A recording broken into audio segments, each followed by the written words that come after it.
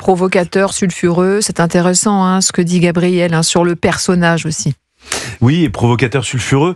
Et en même temps, moi, ce que je trouve très intéressant, c'est qu'aujourd'hui, quand on voit des politiques de tous bords, même des macronistes, ils vous disent, dès qu'on parle d'immigration, bien, en fait, Jean-Marie Le Pen avait raison. Alors, c'est des choses qu'il ne dirait pas publiquement, qu'il n'assumerait pas.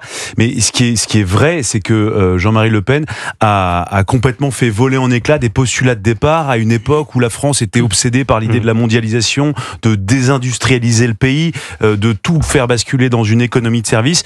Eh bien, lui, en fait, incarner une forme de rupture par rapport à tout ça. Et c'est vrai qu'il a eu une forme de vision sur à la fois la place de la France dans l'Europe, la place de la France dans le monde. C'est quelqu'un qui, alors toujours en maniant, comme l'a dit Gabriel, toujours avec un goût immodéré pour la provocation et surtout un goût immodéré pour l'absence d'excuses, parce que c'est quelqu'un qui s'excusait absolument jamais, qui disait jamais qu'il s'était trompé. Et bien voilà, aujourd'hui on le voit bien par rapport à toutes les questions qu'on se pose dans la société, la place de l'islam, l'immigration, l'industrie, même la question aussi de l'outre-mer, de la place de l'outre-mer dans la France. Voilà, toutes ces questions, ce sont des questions que Jean-Marie Le Pen a labouré toute sa vie, en passant parfois par des chemins un peu tortueux, en se prenant parfois des gamelles, mais force est de constater que tous ces sujets n'ont pas été réglés et qu'il n'y a que lui qui les portait il y a 35 ou 40 ans. Et sur tous ces sujets, il a fait montre, qu'on l'aime ou qu'on le déteste, d'une incroyable constance. C'est-à-dire qu'entre ses premières prises de parole de jeunes députés poujadistes, oui, alors il a toujours été plutôt libéral, moi je dirais national-libéral, je dirais, parce que il a eu paradoxal, une période très pro-business, presque anti-État. Oui, c'est ça. La rupture, je dirais, elle vient plutôt de sa fille en matière d'économie, puisque Marine Le Pen a une vision peut-être plus à gauche de l'économie que Jean-Marie Le Pen. Mais Jean-Marie Le Pen a été assez constant sur l'ADN poujadiste aussi, sur cette défense du petit commerce, des petits paysans, de la ruralité, voyez. Et puis c'était le premier à dire, ses premiers slogans, c'était les Français d'abord, puis Le Pen, le peuple. Oui, c'est ça. Il y avait ça. Mais c'est ça, c'était un Trump français avant l'heure. Oui. C'était les mêmes modes de fonctionnement. Trump ne s'excuse jamais non plus. Vous l'aurez noté. Et c'est vrai qu'il avait un côté, alors pour parler d'un autre président, reaganien à un moment. Dans les années 80, il était vraiment sur une politique qui se mariait un peu avec le poujadisme, qui s'harmonisait dans la défense, vous savez, de l'artisan qui aimerait que l'État, vous savez, c'était la formule de Reagan, descende de son dos et sorte les mains de ses poches. Et ça a été un vrai sujet. Par ailleurs, je voulais dire aussi sur la fondation du Front National. Moi, en 72, on renvoie souvent à la Deuxième Guerre mondiale, etc. En fait, le vrai acte fondateur qui a rassemblé ceux qui se sont alliés, parce qu'il y avait aussi des résistants, c'est l'OAS, c'est la défense de l'Algérie française. C'est la question algérienne. Et ça a été vraiment l'intuition de départ du Front National, et d'où son attachement très fort avec les harkis, et aussi une relation du reste avec l'islam pas du tout aussi manichéenne qu'on peut le dire. 13h34 sur Europe 1. Si vous nous rejoignez, édition spéciale consacrée à la disparition de Jean-Marie Le Pen. On l'a appris il y a quelques minutes à l'âge de 96 ans avec Paul Melun, avec Gabriel Cluzel, avec Louis de Ragnel, le chef du service politique d'Europe 1, et avec Alexandre Chauveau, qu'on va entendre dans quelques instants. Alexandre Chauveau, il suit le déplacement de Marine Le Pen, qui était durant 3 jours sur l'archipel de Mayotte. Elle a fait escale, Marine Le Pen, à Nairobi, au Kenya. Et Alexandre Chauveau nous explique à la fois comment elle a appris la triste nouvelle et comment elle va désormais devoir s'organiser. C'est évidemment une situation très spéciale. Marine Le Pen n'est qu'à quelques mètres de nous, à l'avant de l'avion, mais elle s'est isolée quelques minutes après l'annonce du décès de son père, tout près de la cabine du pilote, avant de revenir à sa place en pleurs. Situation, vous l'imaginez, tout à fait particulière. On respecte évidemment son deuil. Elle a fait passer le message qu'elle ne souhaitait pas s'exprimer pour l'instant, mais l'information a circulé parmi les passagers de l'avion et jusqu'à l'équipage de l'avion qui devrait décoller d'ici peu pour Paris, avec pour l'instant une arrivée prévue initialement à 22h50, mais avec un retard assez important pour Paris, avec notre départ de Mayotte en fin de matinée. 22h50, mais avec un retard assez important qui s'accumule depuis notre départ de Mayotte en fin de matinée. Merci Alexandre Chauveau, donc voilà, qui vient de réagir il y a quelques minutes. On l'entend, Louis Dragnel, réaction donc de Marine Le Pen dans l'ambiance que vient de nous décrire Alexandre Chauveau et le communiqué désormais du Rassemblement national que vous venez d'avoir. Oui, alors je peux pas vous le lire en entier parce qu'il est un tout petit peu long, mais je peux vous lire les premiers mots si vous voulez. Donc le communiqué de presse du Rassemblement national. Jean-Marie Le Pen nous a quittés. Avec lui se tourne une page de l'histoire politique française et compte tenu de l'impulsion continentale qu'il donna au combat pour les nations, de l'histoire politique européenne.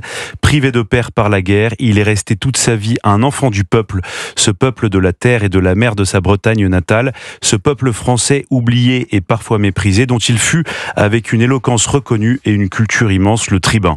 Avec lui s'éteint l'un des derniers députés de la 4e République, un combattant d'Indochine et d'Algérie qui défendit de toute son âme et au risque de sa vie l'idée de la grandeur française, un parlementaire certes indocile et parfois turbulent, mais toujours respectueux des institutions républicaines. Ensuite, le communiqué revient sur la fondation du Front National. Et en lisant le début de ce communiqué, je me suis souvenu d'une chose, c'est que figurez-vous que Jean-Marie Le Pen avait demandé, il était député français, et il avait demandé une dérogation à l'Assemblée nationale pour pouvoir partir combattre en Algérie.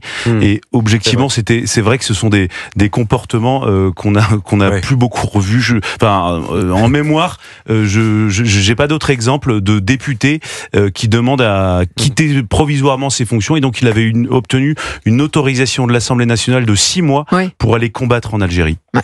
Il avait un rapport à la nation, et ça s'incarne par l'exemple que donne juste titre Louis. Il avait un rapport à la nation extrêmement charnel, extrêmement même physique en fait. C'est ça, le prolongement du raisonnement moral, intellectuel, jusqu'à l'engagement physique. Et on le voit d'ailleurs en lisant ses mémoires. Il avait aussi, c'est peut-être là que je suis un petit peu moins d'accord sur la comparaison d'ailleurs avec Reagan et Trump, c'était aussi un homme qui était pétri de culture classique, et d'une culture classique, je dirais, nationaliste.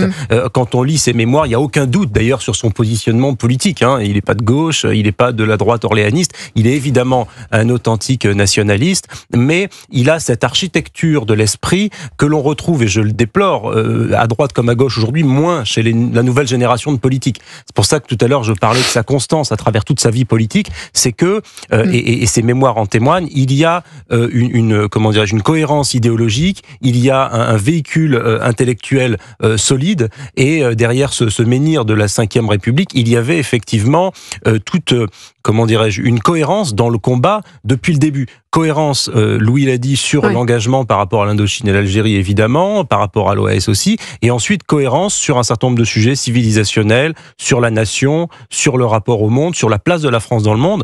Et ça, qu'on soit d'accord ou pas avec ces postulats et avec ces constats et avec ces analyses, il est vrai que ça manque un peu aujourd'hui, à une époque où les politiques peuvent changer d'avis selon le mois. Vous voyez, donc c'est quand même assez remarquable. Ça tient aussi à cette génération d'hommes politiques, parce qu'on pourrait dire ça du reste d'autres politiques disparus. Mais il est le dernier de cette trempe à partir aujourd'hui. Gabriel Cluzel. Oui, vous parlez de l'aspect culture. Alors c'est aussi générationnel, mais de fait c'est un homme qui avait une grande culture classique. Moi j'ai 2 petites anecdotes à raconter. J'étais dans une rédaction au tout début de ma carrière, si j'ose dire. Il avait dit 2 choses, et il y a un jeune journaliste qui est venu me dire, 2 jeunes journalistes d'ailleurs, parce que c'était à quelques mois d'intervalle, qui sont venus me dire mais qu'est-ce que ça veut dire en fait. Le journaliste d'une chaîne publique lui avait dit qu'est-ce que vous direz si votre fille devient présidente, et il avait dit nunc dimittis. Cette nunc dimittis, c'est une parole du prophète Salomon, du Cantique des Cantiques, qui dit maintenant je peux partir quand on lui présente le Christ. Vous voyez, d'ailleurs c'est d'actualité. Donc il avait dit c'est une façon de dire maintenant j'ai vu, je peux m'en aller. Et une autre fois il avait dit vous mentez par prétérition. Et mentir par prétérition aussi, c'est une figure de style qui veut dire qu'on ment sans vouloir, en disant qu'on ne ment pas. Bref, et ça en disait long sur le hiatus entre la culture de Jean-Marie Le Pen, sa génération et de l'homme, et puis de celle des petits jeunes journalistes d'autrefois. Je leur jette pas d'aujourd'hui, pardon, je leur jette pas la pierre, mais c'est ainsi. 13h40 sur Europe 1, édition spéciale jusqu'à 14h consacrée à la disparition à l'âge de 96 ans de Jean-Marie Le Pen, et une archive sonore, une deuxième que je souhaite vous faire écouter maintenant. Elle date de 2011. Nous sommes le 16 janvier 2011, et ce jour-là, Jean-Marie Le Pen réagit et annonce finalement que c'est sa fille, Marine Le Pen, qui va donc reprendre le flambeau et lui succéder. C'était sur Europe 1. Marine Le Pen, 11 546, soit 67,65%. Marine Le Pen est élue présidente du Front National. L'émotion m'étreint, je ne vous le cache pas, pour la confiance que vous avez témoignée, pour l'amitié que vous avez témoignée. Merci encore.